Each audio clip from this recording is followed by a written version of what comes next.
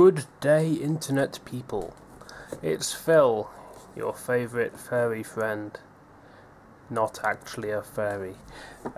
Yeah, I've got the Dungeons and Dragons, I think it's 5th edition starter set. This is a new release, just come out. Everything you need to start playing the world's greatest role-playing game, apparently. Never played D&D before, but I figured, you know what? I'm a nerd, might as well give it a go. So I picked this up, got it off Amazon, 15 quid. Seems quite reasonable for a starter set. And I thought I'd show you what was inside, so we can explore some subterranean labyrinths, plunder hordes of treasure, and battle legendary monsters. Presumably some dragons then. The Dungeons and Dragons starter set is your gateway to action-packed stories of the imagination. This box contains the essential rules of the game, plus everything you need to play heroic characters on perilous adventures in worlds of fantasy. Game components: 64-page adventure book with everything the Dungeon Master needs to get started. A 32-page rulebook for playing characters levels 1 to 5. 5 pre-generated characters, each with a character sheet and supporting reference material, and 6 game dice. Looks like you get D20s and all sorts in there. And then it says you can expand your adventures with the 5th edition, so that's right, 5th edition Player's Handbook, Dungeon Master's Guide, and Monster Manual. So that's probably 3 rather more expensive books. But as a nice way to get someone hooked, I should imagine this will have everything you need to play a few starter games. So without further ado, I'll use my overly expensive Citadel cutting knife to get into there, and we'll just have a look at what we actually get in there, shall we? See what the quality is like. It's a big box. Ugh. Nice kind of A4 sized box, pretty sturdy. Let's have a look. Whoa. Okay, so top of the box you got a little bag of dice. So yeah, there's like a D6, D20, D10, little triangle thing, and a few others. Looks like a D8, and I'm guessing that's some other, oh, D12, that's probably right, D12. Okay, so it looks like you got, yeah, cool, there you go, so dice. The D&D starter set rulebook. How to play, combat, adventuring, spellcasting. Spellcasting, it reminds me of the old Nightmare thing on ITV. And appendix, so let's have a look. Nice quality little book. Quite a lot of reading in there by the looks of it. No doubt it probably takes a while to kind of get the hang of playing this game, but then if you can find enough people to kind of get into it, I'm sure you pick it up before long. So yeah, that's quite a nice little book. You got some spells there, casting time, range, who it works on, good stuff. So yeah, that looks pretty good. Obviously you got status conditions there, so like you're poisoned and stunned, that's interesting. And then what have we got here? This is obviously the adventure itself, The Lost Mine of Phandelver.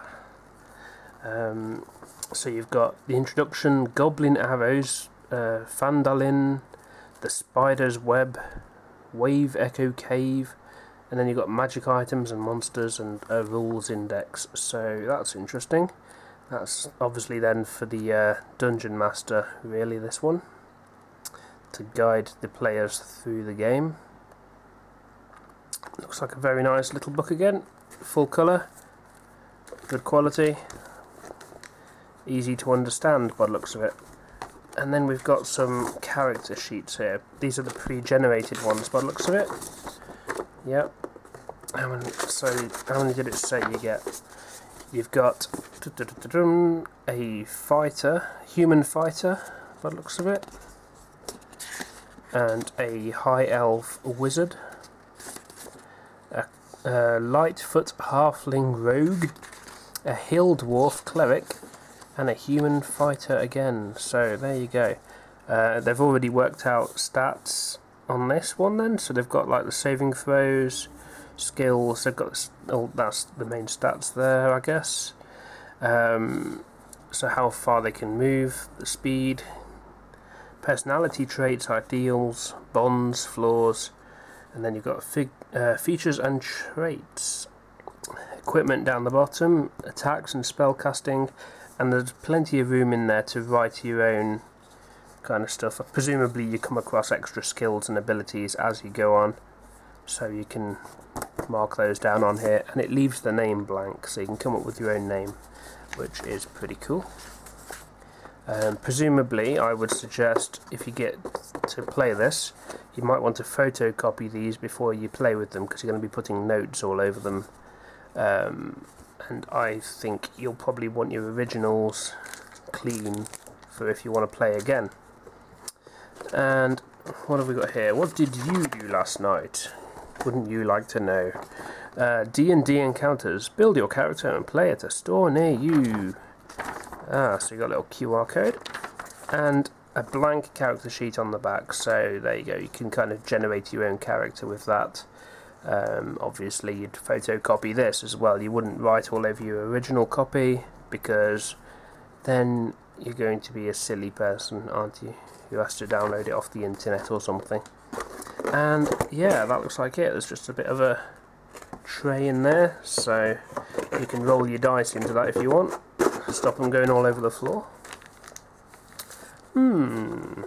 Very nice. Looks interesting. I'm looking forward to having a little read through the rule book and through the mission book.